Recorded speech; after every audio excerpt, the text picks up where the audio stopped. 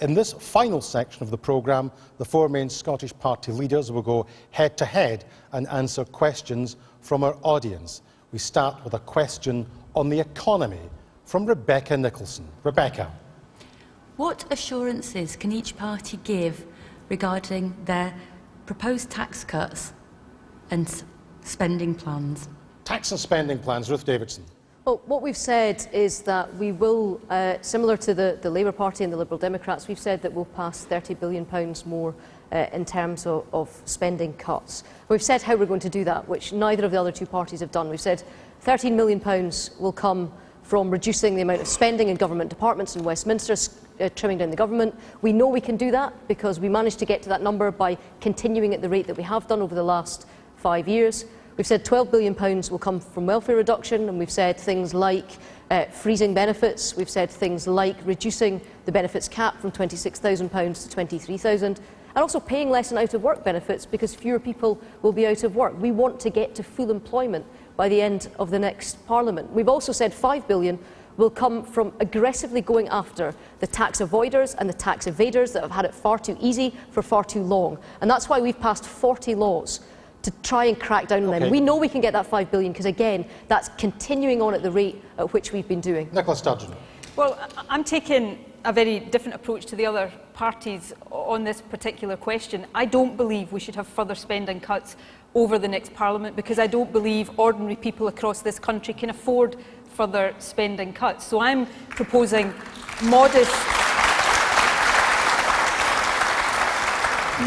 increases of around 0.5% in real terms in spending each and every year. Now, what will that get us? It will get us the ability to invest more in creating jobs, protecting our public services and starting to lift people out of poverty. When Ruth talks about freezing things like working tax credits, what she's talking about doing is pushing more and more people into poverty. Now, what's the price of what I'm proposing? Because you deserve to know that as well. As I said to Andrew earlier on, it will, under what I'm proposing, take 2 or 3 years longer to completely eliminate the deficit. The deficit will be reducing, but it will take longer to completely get rid of it. But I think that is a price worth paying for lifting the pain of austerity and giving ordinary people across this country a better chance in life. Jim Murphy. Nicola, can I ask you? I need to ask you No, Ruth Davidson. We have to hear from the other leaders. Jim Murphy. Ruth Davidson. We have to go.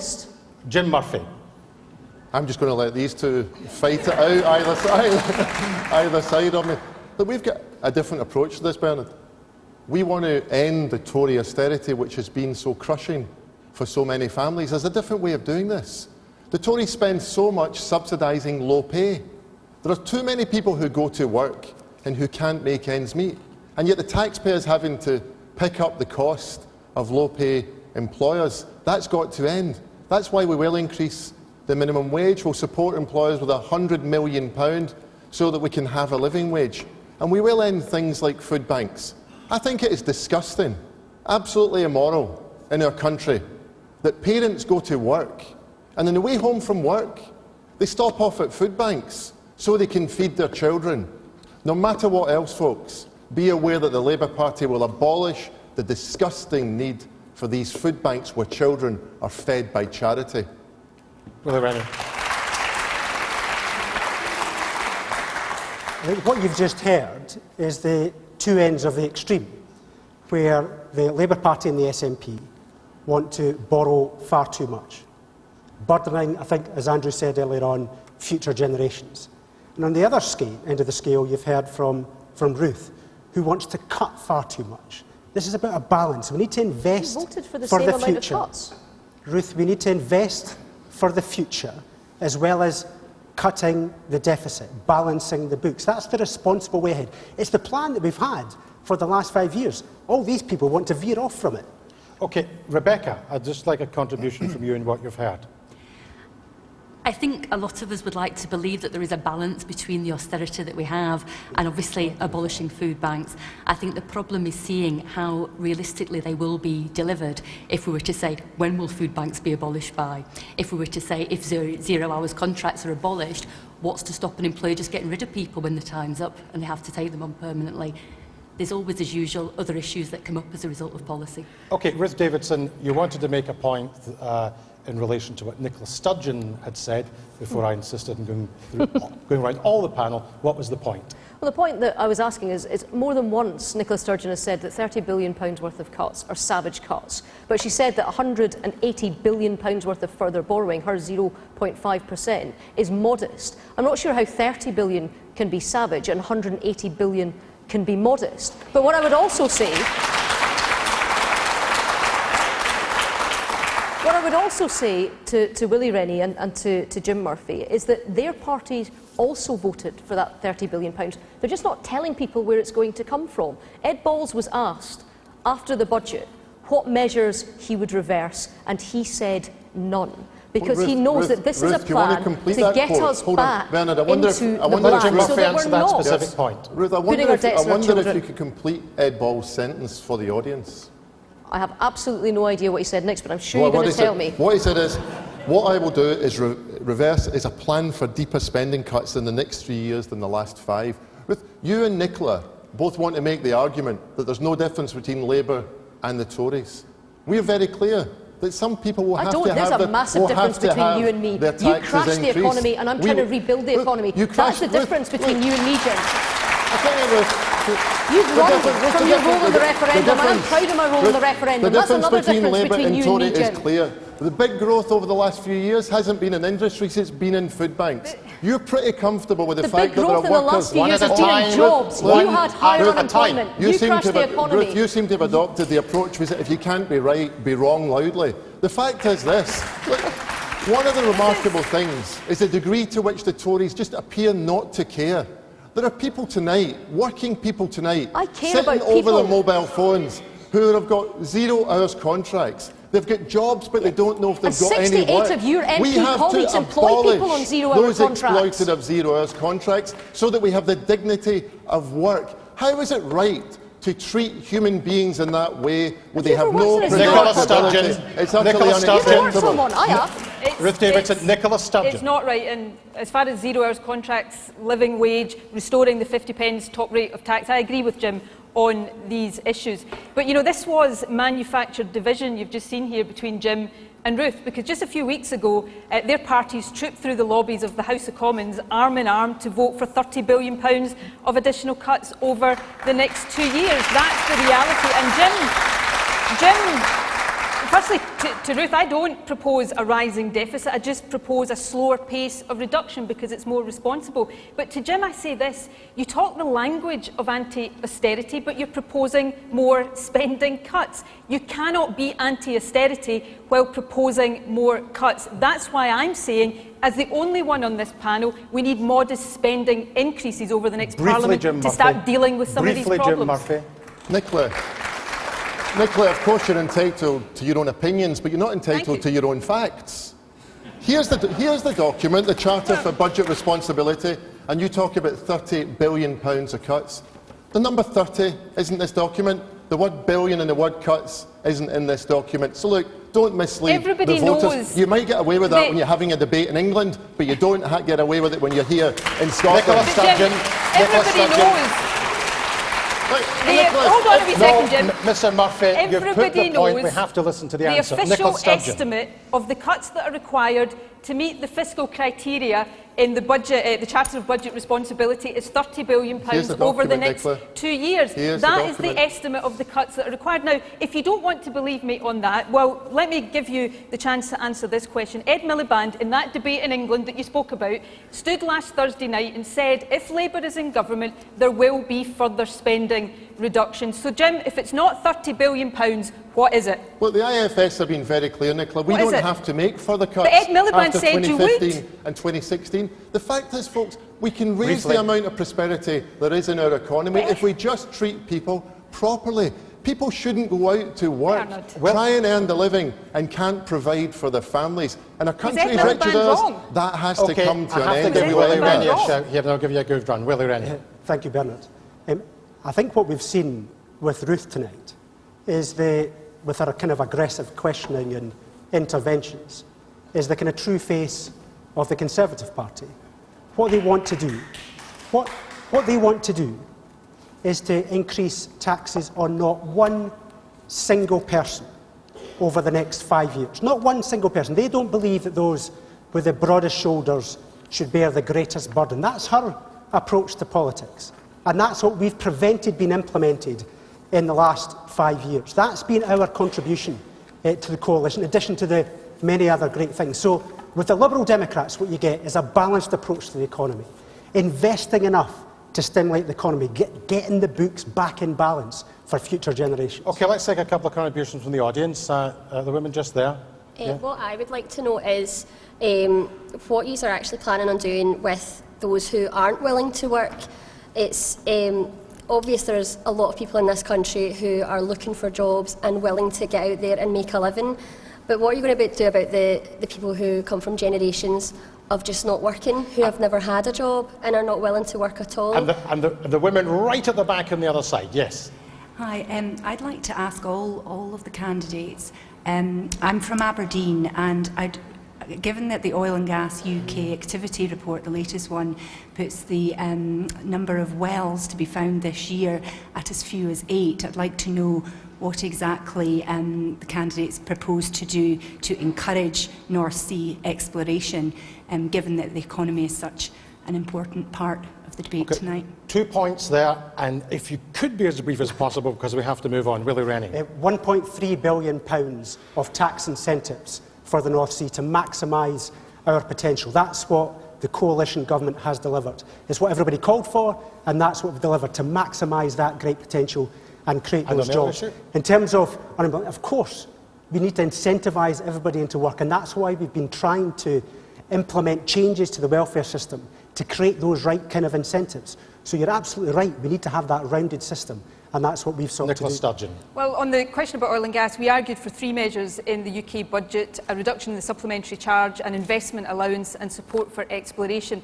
The first 2 of those were delivered, but not enough was done on exploration. So I think there needs to be more tax credits, more incentives for exploration. Norway introduced exploration tax credits a few years ago, and they saw the rate of exploration increase significantly. And on the question over here, nobody should get a free ride on the benefit system when others are working hard to pay for that, and I don't think anybody would disagree with that. But in my experience, most of the people who are in poverty in this country right now either are working. In-work poverty is a scandalously high rate, or they want to work, or they perhaps can't work because they're disabled. And it is really important that we give as much support as possible to people to get them into work, but also to make sure that when they are in work, work pays. That's why I support a minimum wage of £8.70 by the end of the next Parliament, because that's the decent increase that I think is required. Jim Murphy. On these 2 points, of course, I know things are really tough in the oil and gas industry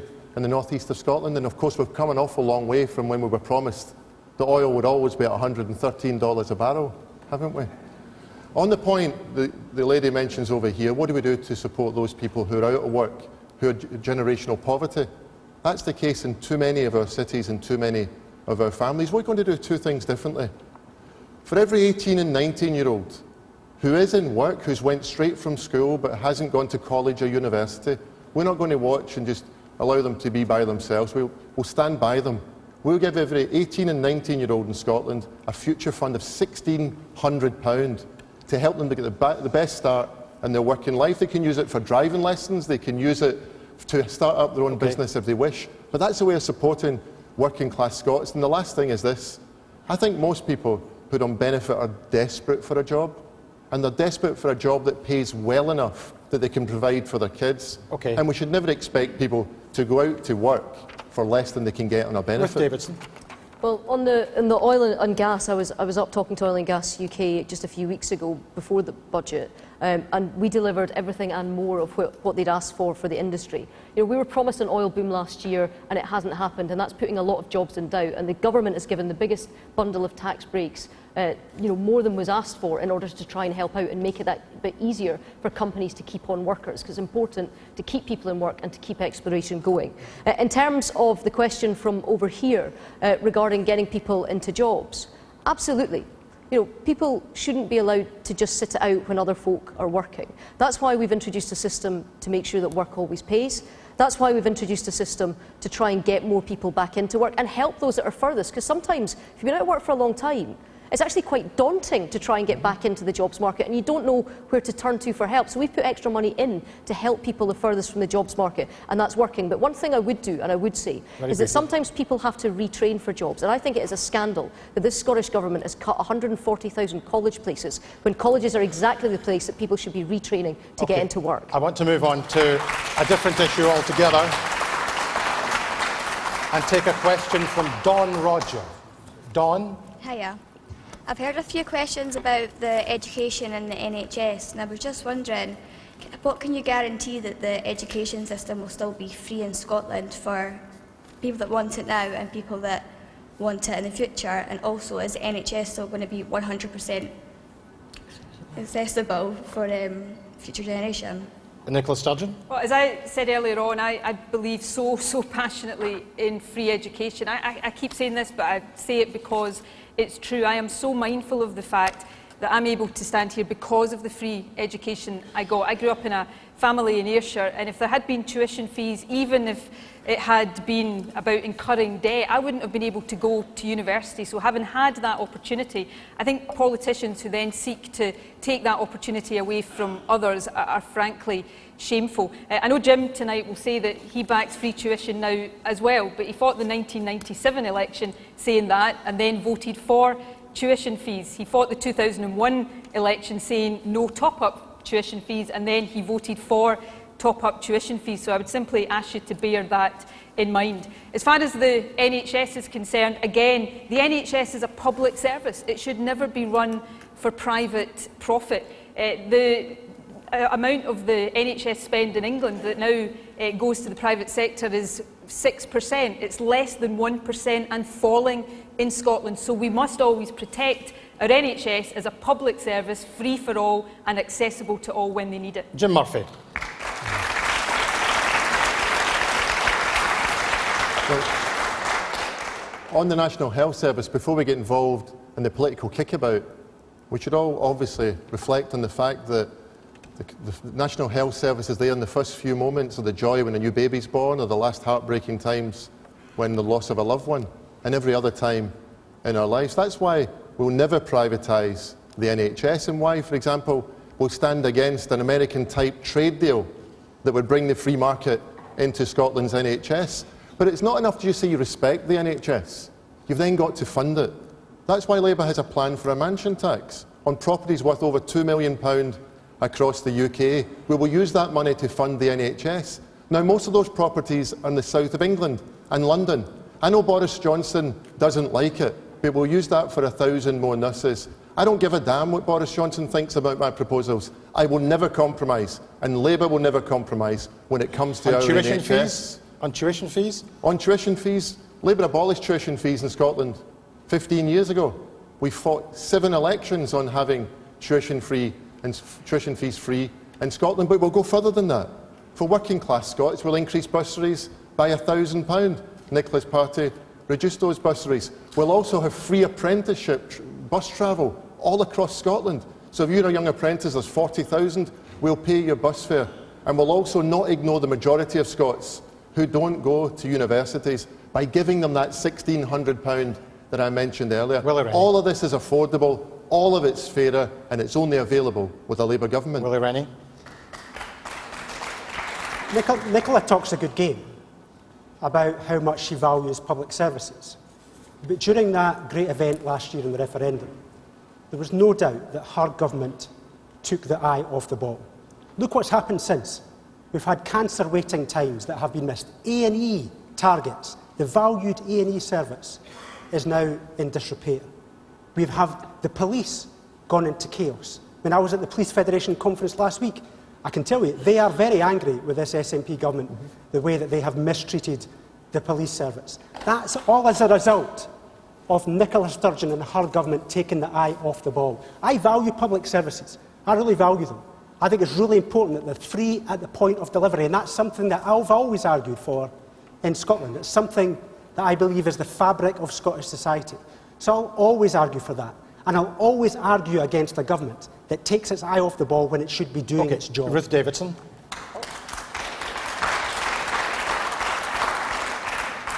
I went to university in 1996, and my family circumstances meant that I got a full grant, so I got thousands of pounds to help me. And then Tony Blair's government came in and decided that grants shouldn't be there anymore. What I want to see is help for people at the bottom. And one of the things that the changes to the education system that the SNP government have brought in means that fewer people from poor families are now actually going to university than in England. What I want to see, we've seen 140,000 college places cut, and a lot and a high proportion of them are people at the lower end who aren't getting to go anymore. And I don't think that's good enough. I don't want the binman to pay for the Duke's daughter to go to university. What I want is a system where the people who benefit most from a degree, and that's the people that earn it, pay a contribution back once they've started earning again. And on the NHS, I absolutely believe it should be free at the point of delivery. And one of the things that I want to see, and I know this won't be universally popular in the room, but I actually want to see the prescription charge come back for those who can afford to pay it. I want people who can afford to pay a contribution. And that doesn't mean the young, and it doesn't mean pensioners, and it doesn't mean people with long-term conditions. But people like us, who are on decent salaries standing up here, we used to be happy to pay that. And that money went directly into frontline services. And I would put that money in again to pay for nurses and to pay for health workers. Because the situation in the NHS needs to be properly funded. I want to go back to the questioner for a contribution in terms of what she's heard. Well, I have to say that I am swaying more towards Jim. Like, I'm an undecided voter, and I totally agree with everything you're saying. So I feel like I probably will vote Labour, because you've totally convinced me. Okay, I want to pick up the point. My night tonight's not wasted. I've got one voter. Only another 500,000 to go. Can we do this 500,000 times? You clearly thought you predicted what he might say on tuition fees. You're just sceptical about his record. Well, I mean, I'm very sceptical about his record, but it's not me that has to judge that. It's all of you that have to judge that. I just think you should be sceptical about somebody who promises before an election not to introduce tuition fees and then votes to introduce tuition fees after an election. But I want to stand on the record of the SNP government. We abolished tuition fees. What the Labour administration in Scotland did was take them from the front end and put them at the back end. We abolished those tuition fees. Can I just pick up on the point that Ruth Davidson made about prescription charges? When I became Health Secretary, people on incomes as low as £16,000 a year were paying prescription charges. People with conditions like Parkinson's disease were paying prescription charges. I don't want to go back to that. Now, Ruth says we can reintroduce them, but we'll exempt lots of people to make it fairer. The problem is, if you start exempting lots of people, you end up with a system that costs more to administer than it ever raises. So it's much fairer to not have prescription charges. Nicola said, let's talk about the record on education. Okay. Let's be clear. There are 4,000 fewer teachers under your watch. 140,000 students have been locked out of further education colleges, and you got elected on a manifesto of abolishing student debt. Now, we know what happened there. You did a Nick Clegg on us. The fact is, you're the First Minister, but you've got a second-rate record when it comes to education here in Scotland. We've just had... Briefly before I go to Ruth Davidson. We've just had to go into battle with Labour-controlled councils to stop them cutting teacher numbers. It's always someone else. Thankfully, we prevailed on that. Look, it's always someone else's fault, Nicola, isn't it? I will stand on the record of the SNP fault. government. But what I want to see, and the best thing that we can do for our public services in the next 5 years, is lift austerity, is to make sure that we do have those spending increases so that we can take the strain off of our public services. Well, look, that was a nice line that Nicola had there, but she's the highest paid woman in politics, highest paid person in politics. I don't think she should get free aspirin when she goes to the GP. I think she should have to pay for it. I think we should have to pay for it. And I think that we should put that money back into the health service. You know, we have a situation in Scotland where we were missing our A&E targets. So what did the government do? They lowered the targets and then they missed them again. We find out just today that we're still performing in Scotland worse than in other parts of the UK in A&E. Well, let's spend a bit of money, let's raise a bit of money, let's give the health service the money that it needs. Let's not stop passing on the health consequentials from down south. Let's give the health service the money it needs. Willie, Rennie. Nicola Sturgeon didn't choose to rebut any of my claims about the police. I mean, what we've seen with Scotland's police, we abolished the local police services. And what we have now is a police force that is demoralised. We have stop and search of children. It's 5 times as higher than it is in England, in London. We've got guns on the streets of the Highlands. This is all under her government. She's taken the eye off the ball, and I find it astonishing that she is able to continue this regime. She needs to step in and stop this illiberal behaviour. Very briefly. We had to take some tough decisions as a government to protect frontline public services from the impact of the cuts to our budget that were being imposed by a government propped up by Willie, Rennie and the Liberals. So we amalgamated 8 police forces in order that we could keep 1,000 extra police officers on the streets of Scotland, keeping our communities safe. Those are the kind of decisions the SNP has taken, and they're the right decisions. We have to move on to another question. I want to take a question from William Vale. Where is William? Yes? The polls presently suggest that no particular party will achieve an overall majority. So, to each of you, which other party would you be prepared to work with in the national interest? In the national interest. Jim Murphy. My first preference is with the Labour Party in England and the Labour Party in Wales, because I'm determined to form a coalition of the Scottish Labour Party, the English Labour Party, What's and the your Welsh second Labour preference? Party. Put the man out of his misery. What's your second preference? Bernard, I'm not a miracle worker. I can't put the man out of his misery. Well, try and give him an answer. What's your second preference? The whole thing is based upon the premise that David Cameron forms the biggest party and Labour can't win. I'm determined that Labour can win. I know that the Scottish Labour Party is behind in the opinion polls. And I know that if Labour stays in this position in the Scottish opinion polls, the SNP wins lots of seats. It's a great night for them. But more importantly, Ruth's party will be kind of uncorking the champagne, because David Cameron gets to cling on to power and stay on in Downing Street, not because people went out and voted Conservative, but because they brought the Labour Party's numbers down and enabled David Cameron to remain the Nicola biggest party. Sturgeon. And wouldn't that be a shame for Scotland? Well, William is right. All of the polls for a long period of time now have said that no party is going to get an overall majority, and I think it's time to reflect the reality of that position. I've made clear the SNP will never ever be part of supporting the Tories getting into government. I don't think we'll want a formal coalition with Labour either, but what I have said is this: we will work with Labour to keep the Tories out. So if there are more Labour and SNP MPs combined than there are Tory MPs, then we would vote in a vote of confidence to stop a Tory government even getting off the ground. Now, why can't Labour bring themselves to say that they would vote with us to achieve that aim? Is it because they actually would prefer to see a Tory government than work? Well, Nicola, don't be ludicrous. The Labour Party would rather have a Tory government. Enough. I mean, Fair Nicola, let me answer the question. hold on a second, Nicola. Just let me You're answer trying the to make a question. reasonable point, and as often is the case, you go off on one. The fact is, the Labour Party exists to defeat the Conservative Party. Okay. The Labour Party and the Tory Party are just so different. Nicola, the only way to lock out the Labour Party, the Tory Party, is to give the keys to the Labour Party. That's the only way of preventing a Tory government. If Labour don't have an overall majority, but if Labour and the SNP combined have more seats than the Tories, can you just say yes or no? Will you vote with the SNP to stop David Cameron getting back into Downing Street? It's a really simple question. Nicola, Give us a simple answer, It's a very simple answer, Nicola. Give us a simple answer. There's a very And simple it's yes or no. There's a very simple Yes answer. or Nicola. no. The fact is, Yes or Labour, no. it's a very simple answer.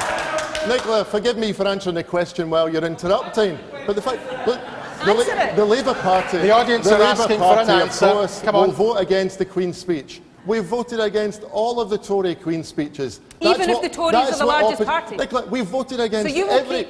So this nonsense about the largest party is just that nonsense. The Labour Party has voted against every Tory Queen's speech and will vote against this Queen's speech. The way of preventing the Tories having a Queen's speech is to make sure we have a Labour Queen's speech that builds a fairer Do you know what I Britain. find really interesting is that all of these towering Labour figures that we've had in our country's history, the John Smiths and the Donald Dewar's, the SNP's always stood against them. but it's Ed Miliband that they're desperate to work with to put into government. And I ask, why is that? Because, you know, Nicola told us last year... You've got to work with what you've got, and it's better than David Cameron. Nicola told us a tissue of lies on oil last year because it was good for independence. She told us before the referendum it would be the last one for a generation because it was good for independence. And now she says she's going to put Ed Miliband into government. Why? Because she knows it's good for independence. Because Ed Miliband is weak, he's not being up to being Prime Minister, and she's going to be pulling the strings. And what's she going to ask for in return? Willie, Rennie.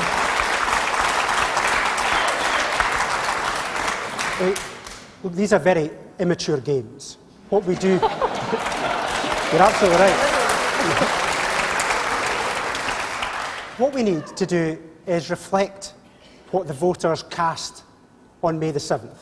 Now, what we've sought to do in government is to bring stability to the country, return the country to recovery with the economy, and do it fairly. That's what our ambition has been. And we will work with other parties in order to do that, to bring that stability. I would just wish the other parties would adopt the same approach, because I think that's the kind of mature approach to politics, that pragmatic approach to politics that people want in this country.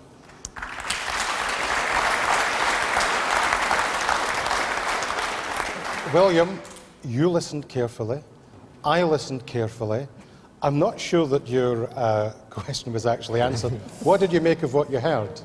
Well, before the debate, I thought what the answers would be, and my predictions have been entirely correct. I'd like to know what they really think. William, just in terms of what you would like to see, if there is a hung parliament, which parties do you think should work together? I think the progressive parties, I'd like to see them work together to form a stable government, not one that can be upset if they don't feel like voting for something, but more like the coalition. Okay, thank you very much indeed for that. We are almost at the end of tonight's debate. It's time now for each party leader to make a final short statement on why they think you should vote for their party. Each politician has 1 minute. I will rigidly enforce the time. First up is Scottish Labour's Jim Murphy. Jim. We've heard tonight from the audience how Scotland's desperate for change, and I've set out Labour's plans to deliver that change. More importantly, I've said how we'll pay for it. In a month's time, you can protest against the Tories with all sorts of parties, but there's only one guaranteed way of replacing them, and that's with Labour. But I don't want you to throw out the Tories just for its own sake. I want it because you want a fairer Scotland. Labour has a simple idea, which is Scotland succeeds when working families succeed. That's why we have a plan for hope for young people, guaranteeing a job, a training or an apprenticeship. We have a plan for workers, more hours, higher pay and a lower cost of living, and we have a plan for the NHS that asks the wealthiest to pay more. Just finally, this is a 2 for the price of 1 election. You can vote SNP and you get David Cameron thrown in for free. Or you can vote Labour and you can throw David Cameron out for good. Nicola Sturgeon, your closing statement. Tonight you've heard Labour say vote SNP and get the Tories, and you've heard the Tories say vote SNP and get Labour. Neither of them are right. If you vote SNP on May the 7th, you get the SNP. It is as simple as that. You get the one party that always stands up for Scotland, the only party that fights Scotland's corner. We'll never put the Tories into government, you know that, but we will work with others for progressive change across the UK. A vote for the SNP will force an alternative to further austerity cuts. We'll demand modest spending increases so that we can grow our economy and create jobs, protect our public services and lift children out of poverty. Make no mistake, vote for the Westminster parties and they'll go back to business as usual. Vote SNP and Scotland cannot be ignored. Our voice will be heard. A vote for the SNP is a vote to make Scotland's voice heard, but it's also a vote for real progressive change right across the UK.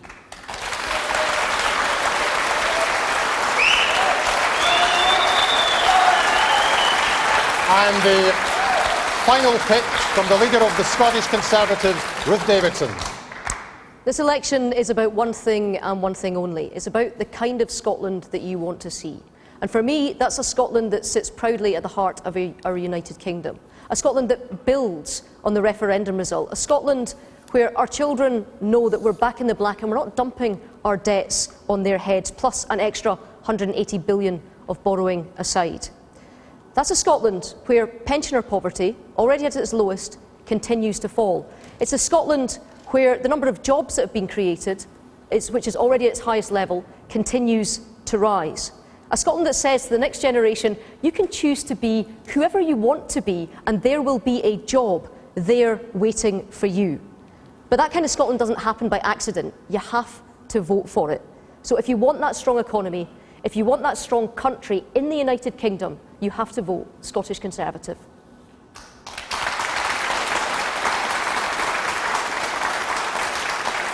Ruth Davidson, thank you very much indeed for that closing statement. Last, but by no means least, Absolutely. the leader of the Scottish Liberal Democrats, Willie Rennie. Willie. I came into politics to make a difference, to make people's lives better. I want to build a stronger economy, a fairer society, so there is opportunity for everyone.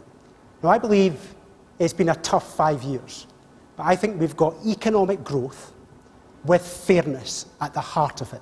It would not have been possible with any other party. That's what we have delivered in government. I want to make sure we continue that progress over the next 5 years. I want to continue cutting taxes for workers, investing in the NHS, balancing the books, increasing childcare, creating more jobs. That's why I came into politics, to balance that fairness with economic strength. You get those things with the Lib Dems. You only get one of those things with the other parties. Vote for everything. Vote for the Liberal Democrats.